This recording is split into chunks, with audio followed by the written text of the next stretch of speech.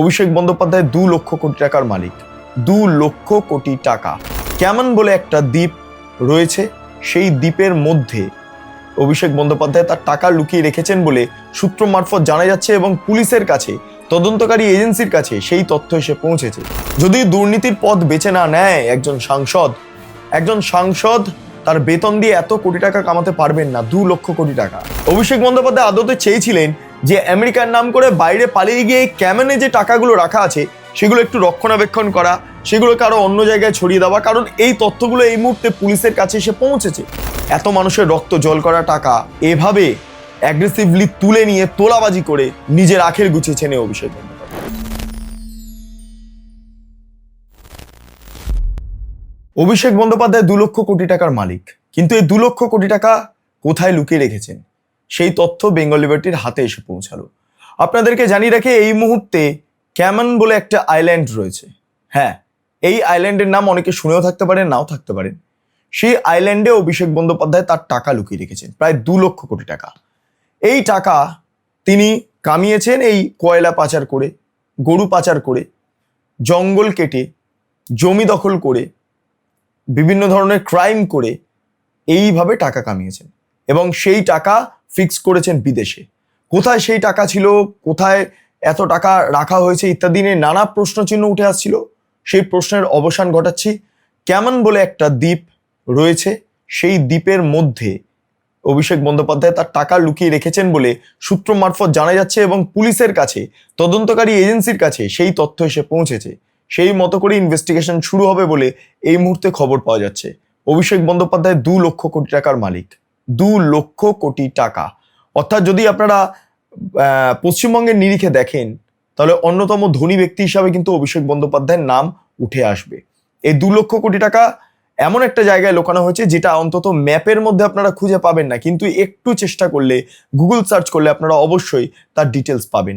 আমার এখানে গ্লোব রয়েছে, আমি এই গ্লোবটা ভালো করে দেখানোর চেষ্টা করছি আপনাদের। এই গ্লোবের এই যে অংশটা দেখতে পাচ্ছেন এটা হচ্ছে কিউবা। এই জায়গাটা কিউবার ঠিক নিচে এই ক্যামন বলে, অর্থাৎ জামাইকার ঠিক পাশে, কিউবার নিচে জামাইকার ঠিক বাঁ দিকে যদি আমরা একটু ঘেঁষি তাহলে এখানে ক্যামন বলে দ্বীপটার অস্তিত্ব পাবো। কিন্তু অদ্ভুতভাবে এই গ্লোবের মধ্যেও সংশ্লিষ্ট দ্বীপটার কোনো নির্দিষ্ট কোনো মার্কিং নেই। আমি খুঁজছিলাম, এরপরে আমি চলে গেলাম হচ্ছে গুগল ম্যাপ আমি সার্চ করলাম এবং সেখানে গিয়ে আমি যেটা দেখতে পাচ্ছি, ক্যামন তার অবস্থান, অর্থাৎ ক্যামন আইল্যান্ড তার অবস্থান আমরা দেখতে পাচ্ছি।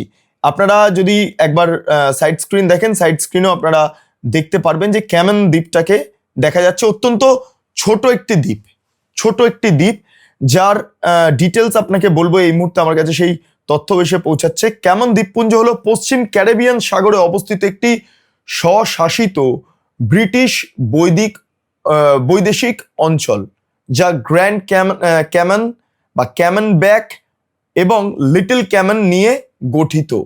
আরেকবার বলছি, পশ্চিম ক্যারিবিয়ান সাগরে অবস্থিত একটি স্বশাসিত ব্রিটিশ বৈদেশিক অঞ্চল, অর্থাৎ এখানে ব্রিটিশ প্রভাব রয়েছে।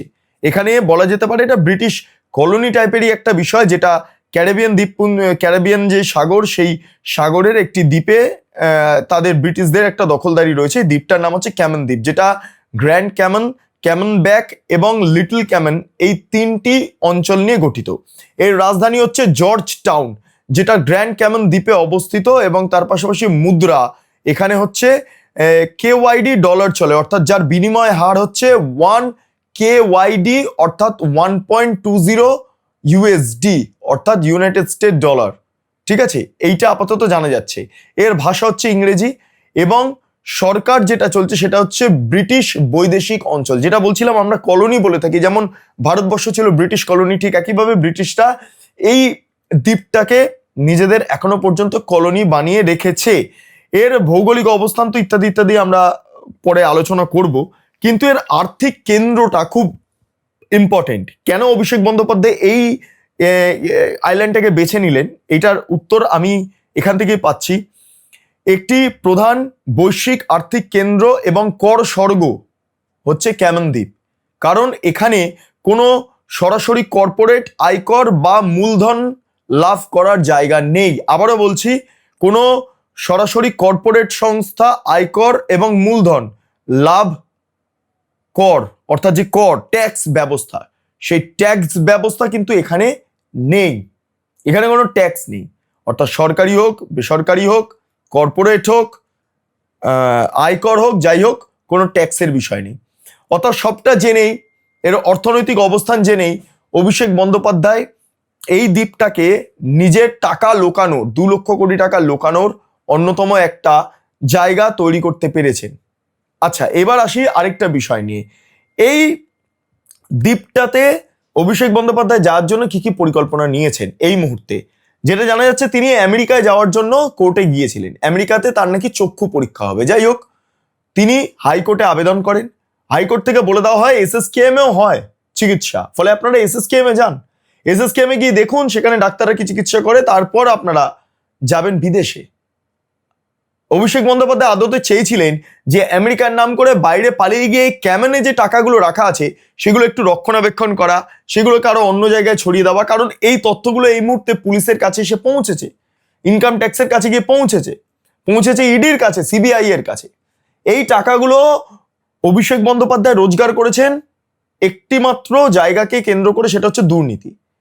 আমি বারবার বলছি, সেবাশ্রয়ের মাধ্যমে কোটি কোটি টাকা দুর্নীতি হয়েছে, জমি কেলেঙ্কারির মাধ্যমে কোটি টাকা দুর্নীতি হয়েছে, তারপরে চাকরি দুর্নীতি, তারপর যদি আমরা দেখি কয়লা পাচার, গরু পাচার, প্রচুর বৈদেশিক টাকা পর্যন্ত অভিষেক বন্দ্যোপাধ্যায়ের কাছে আছে।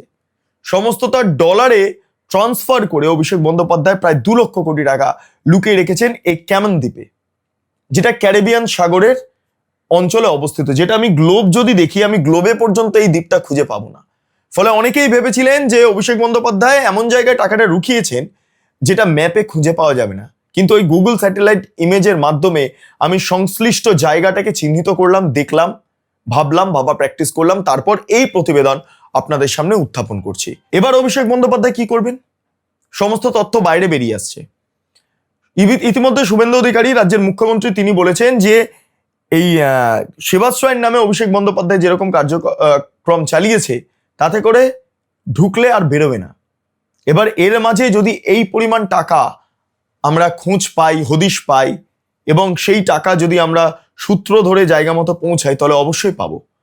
কেমন দ্বীপের সঙ্গে যোগাযোগ করার চেষ্টা করা হচ্ছে এই মুহূর্তে রাজ্যের বিভিন্ন ইন্টেলিজেন্সের তরফে, কারণ এই ইন্টেলিজেন্সের মাধ্যমে ইতিমধ্যে খবরটা রাজ্যের কাছে এসে পৌঁছেছে, পুলিশের কাছে এসে পৌঁছেছে, ইনকাম ট্যাক্সের কাছে এসে পৌঁছেছে ইডির কাছে।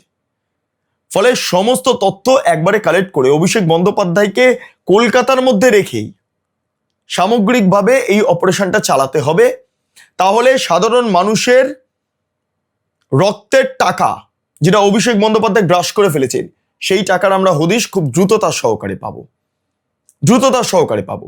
যেই টাকা দিয়ে অভিষেক বন্দ্যোপাধ্যায় তার 2টি বিলাসবহুল বাড়ি, একটা পটুয়াপাড়ার, আরেকটা হচ্ছে শান্তিনিকেতন বাড়িটা, ওই একই স্থানে অবস্থিত, কালীঘাট চত্বরে অবস্থিত, যে বাড়ি, প্রাসাদ প্রমাণ বাড়ি তৈরি করেছেন, এত অফিস, এত স্টাফ, এত সিকিউরিটি, সেই সমস্ত তথ্য আমরা পাবো।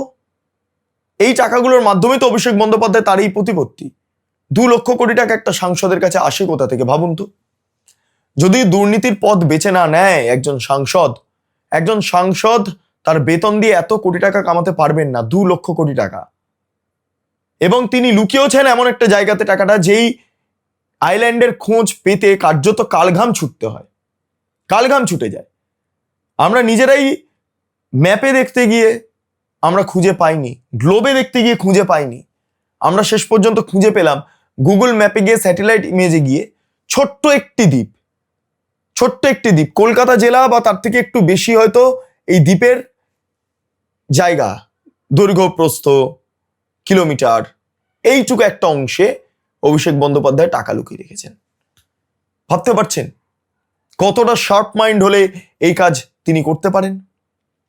সেই টাকার খোঁজ ইতিমধ্যে পাওয়া যাচ্ছে, আমরা পাচ্ছি।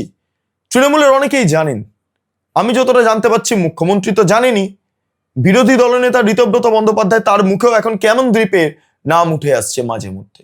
এত পরিমাণ টাকা লুকিয়ে রাখা, সাধারণ মানুষের বক্তব্য একটু শুনে নেব। অভিষেক বন্দ্যোপাধ্যায় এত টাকা লুকিয়ে রেখেছেন এমন একটা দ্বীপে, যে দ্বীপটার নাম সাধারণ মানুষ জানেনই না। ভাবুন, শুনে নি একবার। দ্বীপে টাকাটা তার সুবিধার জন্যে যাতে না ধরা পড়ে রেখেছে, কিন্তু এত টাকা, 2 লক্ষ কোটি টাকা, নট অনলি ফর জোক। এখন রাজ্য সরকার এত কিছু করছে, ওকে অ্যারেস্ট করছে না, কারণ এইটাই আমি ভাবতে পারছি না। সবসময় অন্যায়, শুধু অন্যায় না, এটা দেশদ্রোহিতা। কত বাংলাকে চালাতে বসে সিটে বসে এই কাজ করা, এর চেয়ে জঘন্যতম কাজ কিছু আছে? সুযোগ পেয়েছে, কামিয়েছে, পিসিমণি হাতে আছে, ব্যাস কামিয়ে নিয়েছে। এবার সেটা আইন বলবে, সেটার মুখে তো বললে হবে না অ্যারেস্ট করবো এই করেছে সে, অভিযোগ অনেক আসতে পারে, কিন্তু সে প্রমাণ করতে হবে, তো তবেই না অভিযোগ সারবত্তা থাকবে। এত টাকা কোথা থেকে এলো এইটাই ইনভেস্টিগেশন করার জন্যই ওকে করা হয়েছে। তবে যদি ও দুর্নীতি করে থাকে তাহলে ওকে ইমিডিয়েটলি অ্যারেস্ট করা দরকার। এত মানে ইডি সিবিআই ওসব না করে ওকে যত তাড়াতাড়ি পারবে তত তাড়াতাড়ি অ্যারেস্ট করা দরকার, কেন ও দুর্নীতির মাস্টার। ওকে গ্রেপ্তার করলে তো ভালো হয়। যে চুরি করবে তাকে তো গ্রেপ্তার করতেই হবে। চুরি না করলে এত টাকা কোথা থেকে আসে? ওর চুল যত, দুর্নীতি তত। আপনারা শুনলেন সাধারণ মানুষের বক্তব্য। কষ্ট হয়, এত মানুষের রক্ত জল করা টাকা এভাবে অ্যাগ্রেসিভলি তুলে নিয়ে তোলাবাজি করে লুট করে নিজের আখের গুছিয়েছে নেই অভিষেক বন্দ্যোপাধ্যায়। এই হচ্ছে পরিস্থিতি। যাই হোক, আপনাদের কি মতামত অবশ্যই আপনারা কমেন্ট সেকশনে জানান। আপনারা এতক্ষণ ধরে দেখছিলেন বেঙ্গল লিবার্টি। চ্যানেলটি অবশ্যই ভালো লাগলে লাইক করুন, সাবস্ক্রাইব করুন, শেয়ার করুন, বেল আইকন ক্লিক করুন, www.bengalliberty.com, সেখানে ক্লিক করুন। সমস্ত খবর আপনাদের জন্য সাজানো রয়েছে। পাশাপাশি আরো দুটি YouTube channel, Bengal liberty live news, সংশ্লিষ্ট দুটি ইউটিউব চ্যানেলে আপনারা প্রবেশ করুন, লাইক করুন, সাবস্ক্রাইব করুন, শেয়ার করুন, বেল আইকন ক্লিক করুন। 3টি social media handle, Bengal liberty Facebook, Instagram এবং এক্স হ্যান্ডেল, সেখানে প্রবেশ করুন, ভাবা প্র্যাকটিস করুন, স্বাধীন কাচিন এবং গেরিলা সাংবাদিকতার পাশে দাঁড়ান। অসংখ্য ধন্যবাদ।